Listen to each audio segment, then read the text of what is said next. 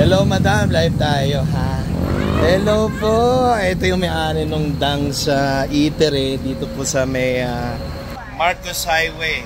So ang pinaka nila, location nila mga ka-rides, dito po tayo sa may Hollywood. So lampas lang po ng Hollywood. Ayan po yung Hollywood. Ayan po yung Hollywood. So dito po sa may side na ito, ayan po yung going to pababa na po ng Marcos Highway yan. Ayan po.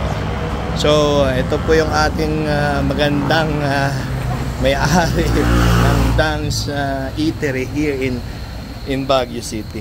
Madam, kailan po kayo nag-start na nag-business ng ganito?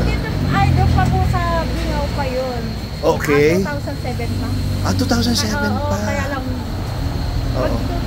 Ilang years na tayo dito? So, how many years na kayo rito, madam? Dito? Sir, say hi naman dito sa ating okay, thank you po. Ayan.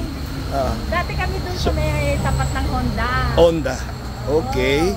Oo. Siguro, doon sumahin yun, matagal na kami, 2007. Doon 2007 pa lang. Doon pa lang. Nag-start. Tapos dito sa may site nitong ito lang. Magwa 1 year pa lang. Magwa 1 year. Pero doon, it looks good ha. It looks good madam ha. Napakaganda ng ang daming. Alam nyo, yung aking mga passenger, kasi alam nyo mga ka-ride, si Taxi George, yung mga passenger po, nagtatanong po, sila nagsasabi sa akin, Kuya, maganda doon, masarap yung barbecue nila doon. Reasonable daw yung price. Oo. Taxi driver kayo. Oo, marami nga. Oo, tuwing umaga. Naila ko na naila ko na pasyal dito sa location nila madam. Kasi nadadaan ako always to. Pero palagi ako kasi may pasahero. Kaya ngayon lang ako nakalusot kahit paano. So yun naman yung ating mga tiga Baguio at saka yung ating mga bisita dito sa inyong eatery. For Dang's Eatery here in Marcos Highway mga ka-ride. Sige po, go ahead madam.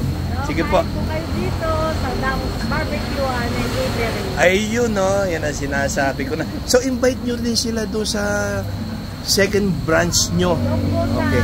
Malapit sa Farmers and Daughter. Farmers and Daughter doon sa Tamawan. Tamawan Village. Tamawan Village po. Ayan.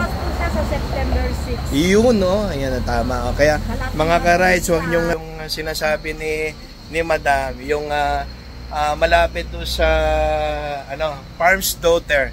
Doon po Farmer's Daughter doon sa may Tamawan Village. So, makikita nyo, Dang's Barbecue. Dang's Barbecue and Eatery yan. So, kumpleto sila rito. Meron din yung mga bangus, di ba? Marami, barbecue, lahat po. Name it.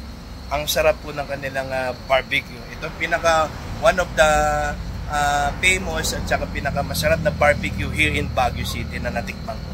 For sure mga ka-rides, magugustuhan nyo. Ayan. Madam, any more pa? Please invite them. Any more? Ikaw?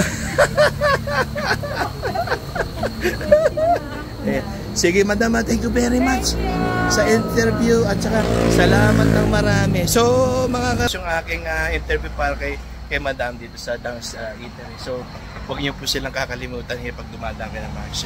This is Taxi George. Nagpupukay sa inyo magandang hapon po at keep safe, keep right, galingan po mag-drive. Dito lang po naka-standby. Time to shine. Hello po kayo dyan. Maraming salamat.